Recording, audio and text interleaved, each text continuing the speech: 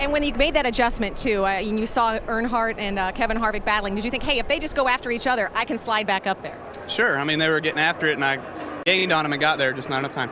And the adjustment, was it the right one to make at the end there? Yeah, made the car better, just not better enough. All right, Kyle Busch had the long run car, the best on the long runs today here at Martinsville. He settles for a third. Thank you, Krista. Short and to the point, but he's your new points leader. We'll show you the points. We'll hear from Jeff Gordon. A lot more victory celebration. Kevin Harvick leads the final 4 laps and goes back-to-back. We're back live in Virginia. Dale Earnhardt Jr. can smile now as he chats with Jeff Gordon, who wound up 5th today. And there's Steve Letarte, the crew chief, formerly with Gordon, now with Dale Earnhardt Jr. We checked the points after 6 races of 36 that matter. Carl Edwards came in with a narrow lead and loses that to Kyle Busch. Kevin Harvick all the way up to 5th after going back-to-back. Juan Pablo Montoya, we'll hear from him in a moment, hanging in there at 7th. Jeff Gordon, and he has a win. That matters after the top 10 with the new chase format, because after the top 10, it's not so much about points, it's about victories. So let's check in with Dick Berggren, who is with Mr. Gordon. Jeff Gordon, winningest driver in Martinsville. Good run today, but not the best. Didn't win it. What it would have taken to win the race today? We did have a great day with our drive to Hunger Chevrolet. Don't forget to text 50555, Hunger to 50555 to help us out. But I was real proud of Alan and all the guys in this team today. You know, we weren't great at the beginning. We just worked our way up there slowly, took our time, we're patient. And then we had our race car that could run with these guys, and we got there and took the lead. That one time I got real loose, but I don't know. It just seemed like the track changed a little bit on us there at the end. That caution did not help us any either, so that caught us behind. I thought it was an awesome day for us to drive up to 5th there at the end. Good job today. Congratulations.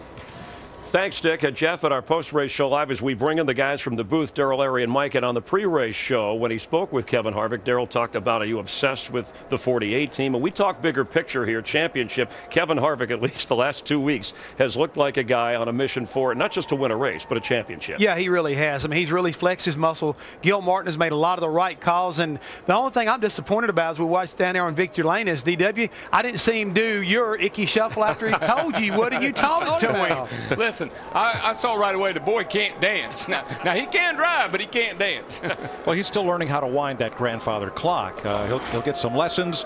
A long-standing tradition of Martinsville, the Ridgeway Clock Company, just 2 miles down the road, made those clocks for years, and now Kevin's got one. But what I love about this place is I can look down that ticker, the one up above, and find 8, maybe 9 different drivers that at some point during the day you could point to and say, he's going to win this race. I just thought it was fantastic, though, the way it ended. We've had so many last lap passes and so many exciting finishes to all these races, and today didn't disappoint us. We started this day off, we were a little worried about tires. We were a little worried about this, a little worried about that.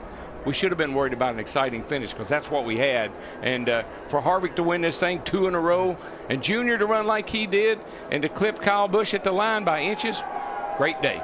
Larry, what does it say about the fact we talked about resource management? We hardly saw Kevin Harvick all day until the last 10% of the race. Well, and I think that's pretty common. I think that was almost the case at Auto Club Speedway. You know, he looks after his car. He looks after everything he needs to be looking over, and then he looks for the end of the scoreboard, the final laps of the race, and that's when he shows up. To me, the amazing story, and they were for 2 different reasons. The 2 drivers that has dominated this place, they've won the last 9 races here, but they don't even get a top 10 finish with good race cars. Denny Hamlin got burnt because of pitting under green, a caution coming out, and then Jimmy Johnson on that last caution busted for speeding on pit road. I want to give a shout out to 2 drivers that really needed a top 10 finish. Our pole sitter Jamie McMurray gets one, and David Reagan, who's been fast all year long in that 6 car, he finally gets himself a top 10 finish. Well, let's show you what Jeff was referring to that happened. We saw it during the pre-race when Darrell sat down earlier this weekend with Kevin Harvick, giving him a little advice on what to do after he wins. You want me to do the icky shuffle? I can't. Come on, man. Let me see you. I'll show you how. Come on. Here you go. Look. Get up on this one. So come on. Get up on this one. And get up on this one. And you get up on this one. And then you give them one of these. And then you spike it. All right. All right, I think that's just Icky, right? Forget, but he, you know, he asked him about all the nicknames too. Closer, Bakersfield Basher, and back-to-back is what he's enjoying today. Meanwhile, Juan Pablo Montoya was terrific today as well. They didn't lead a lap, hanging in there in points as well. Let's check in with him. Juan Pablo Montoya, good day today at Martinsville. Did you have fun? Yeah, we had a good day. You know, we qualified horrible yesterday in the Target Chevy, but, you know, everybody did an amazing job. We had a good race car. It was really good in the long runs. That really helped us out. And, you know, good calls on the team. And, you know, we look good at the end. All right, congratulations on a strong run. Thank you. All right, thanks, Dick. And what nickname did I forget? Yeah, you forgot Happy Harvick. He's in Victory Lane. He's very happy. So is his wife. They might both get in their fire suit tonight. Celebrate. We'll have a lot more in just a moment.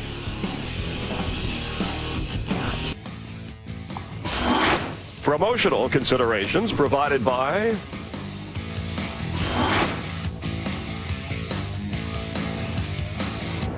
our first repeat winner of the year, and back-to-back for the first time in his career. Kevin Harvick has never won 3 in a row. Jeff Hammond, we go to Texas. Can he pull it off? Yes, he can. I mean, right now, he's on a roll. This guy has been able to close it out. It's short track, and he won at California, so you got to believe these guys are getting it done. But the thing I like is all of a sudden we're seeing some momentum by the 88. Dale Earnhardt Jr. is looking strong, going back to a racetrack where he's won before. I mean, I'm liking what I'm seeing. Dale Earnhardt Jr., 99 races without a win. He said this week when asked about the streak, he's not thinking about it. He thinks he's closer to winning than he has been in a long time, and we saw that today. Definitely so. And again, I almost wanted to say, Dale Jr., you know, you had an opportunity to win this race. Don't worry about Kevin Harvick's feelings. I'm sure he wouldn't be worried about yours if she was on the other foot. So, you know, I'm glad he raced him clean, but at the same time, I wouldn't have been upset at all if he'd have gave him a little bit more of a bump to get home and get that one win. But he was aggressive, and you heard Junior say, and Harvick, hey, I don't want to be the bad guy. I don't want to be the bad guy. Well, somebody has to be the winning guy, and right now it's smiling, Happy Harvick. Happy Harvick. Tonight on Fox, if you're looking for April Fools just a few days after that, animation, don't look at me like that, Jeff Hammond. Animation Domination has you covered, because when it comes to fools, we have the coolest of fools of all, and they're not in the Hollywood Hotel. Thank God. Don't feel it.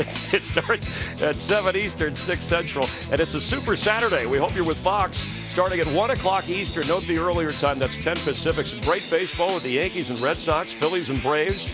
And then NASCAR on Fox, our pre-race show, 7 Eastern, 6 Texas time, delivered by Pizza Hut as we come to you from the Great American Speedway, where Denny Hamlin swept the races last year, and he led some laps today.